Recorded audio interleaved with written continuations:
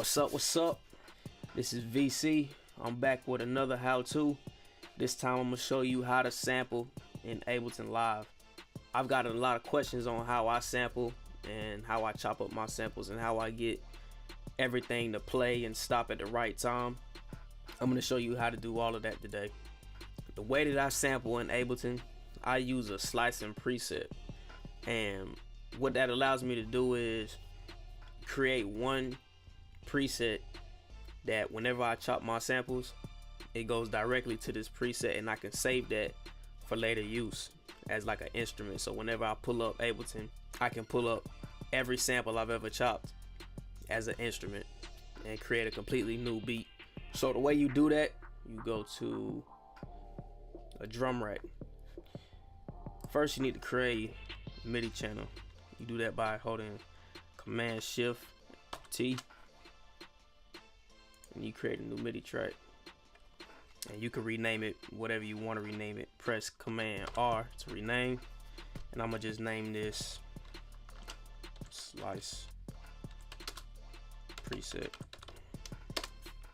So you're just gonna take a drum rack, drag it into the tray down here, and in this first cell you want to bring in a sampler. If you don't have a sampler, you can use a sampler. So I'm gonna just go ahead and use a sampler because I don't have a sampler on this one.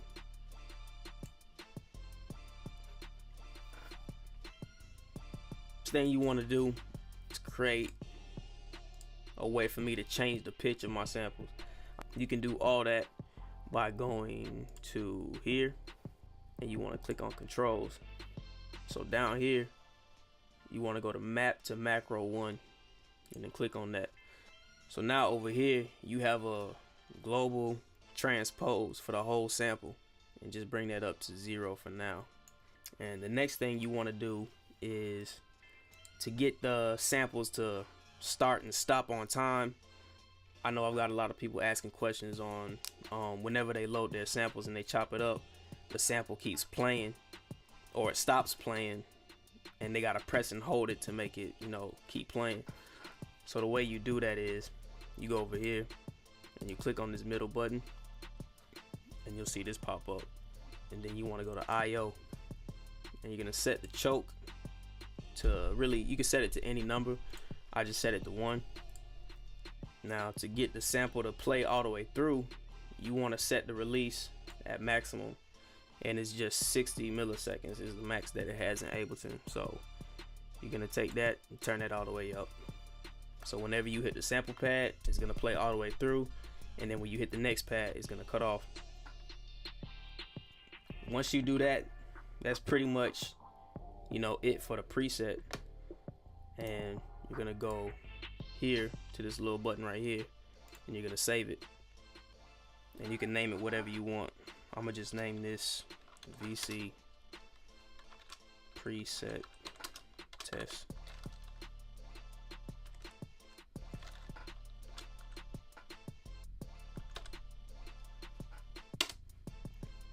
Now when you save it, for some reason mine saves in a drum rack, so I'm just gonna drag this to where it's supposed to be.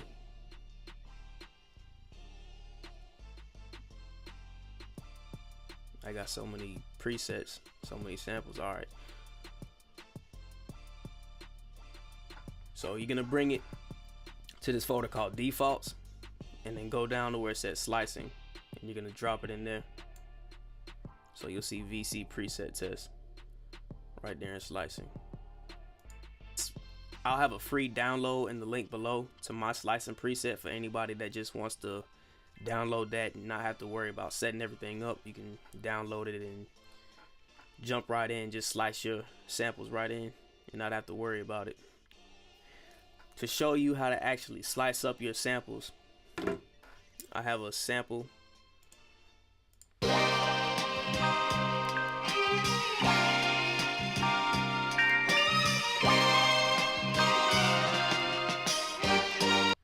First thing you want to do is find your tempo, or find the tempo of the sample. And with this pack, I got this from DJ Pain 1. He gives out a lot of free samples. His Unfinished Friday. It gives you the tempo right here. So it's 80 BPM. So I don't really have to do much work. All I got to do is go in here, turn off warp, and bring the tempo down to 80. And so now,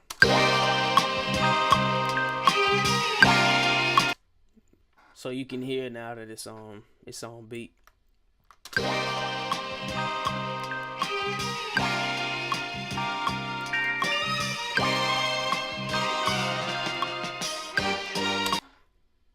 There's a way to do it without knowing the tempo. Like I said, go in here, turn off warp, and you can see pretty much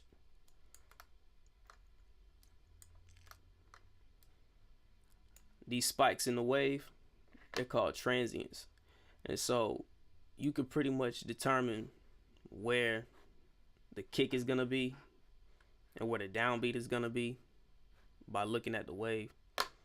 And you can move this back and forth with the tempo and line it up. So you see how this is off. If I play it,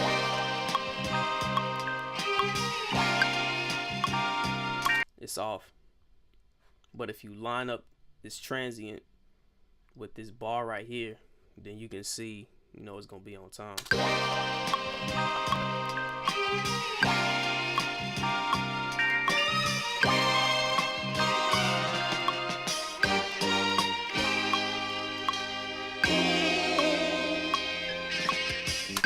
A lot of times when I go to chop up a sample, especially when I'm, you know, doing it from vinyl, it's not always on time. So I gotta go in there and adjust it using the warp markers.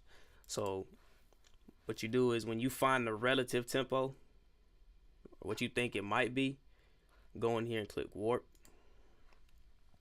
And then you're gonna line up your transients with the bars. This one. You can preview the sample by clicking up here where this little speaker is.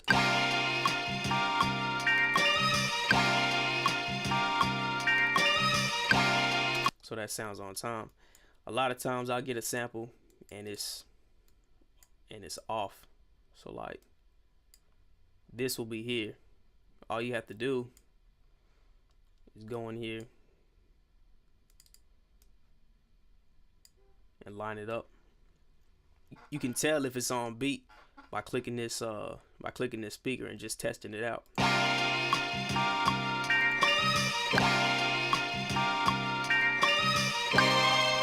So it's a little off. The way you can fix that is leaving this here, pressing shift, clicking on this, and moving this back while holding down shift. You can adjust it and then test it out again.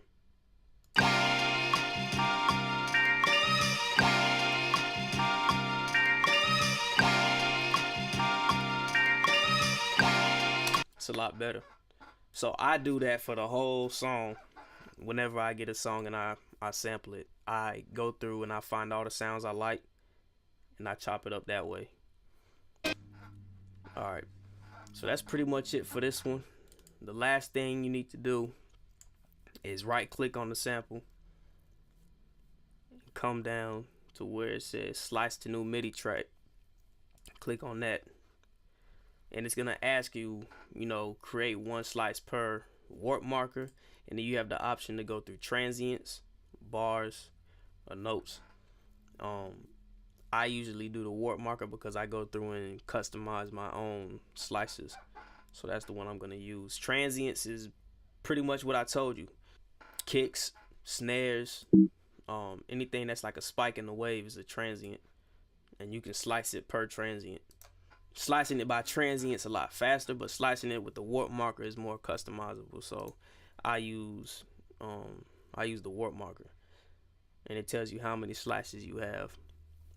The next thing you want to do is click off of built-in and go to your preset, the one that you just made.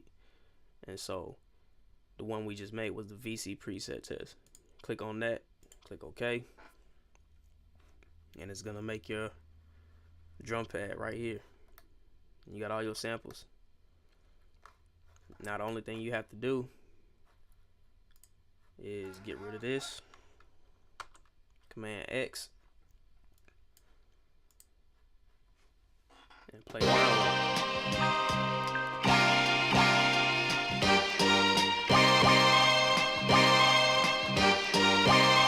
Now that you have that, you can mess around with the transpose, turn the pitch up.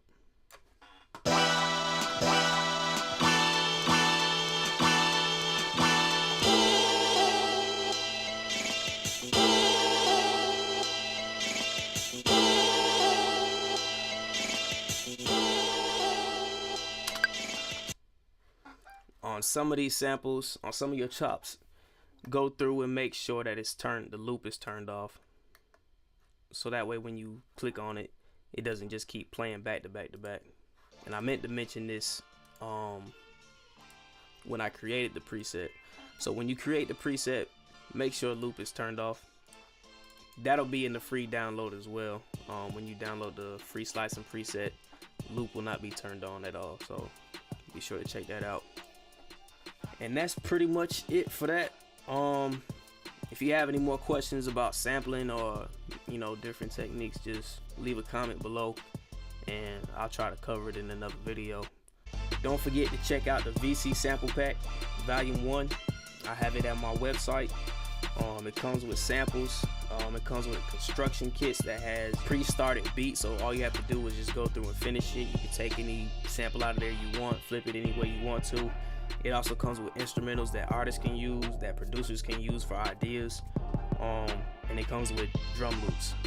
A lot of times when I'm sampling, it's easier to build a sample pattern around a drum loop, so I'll throw a drum loop on and go ahead and get a pattern going, and then I'll create my own drums afterwards. So be sure to check that out on my website. Leave a comment below. Don't forget to subscribe.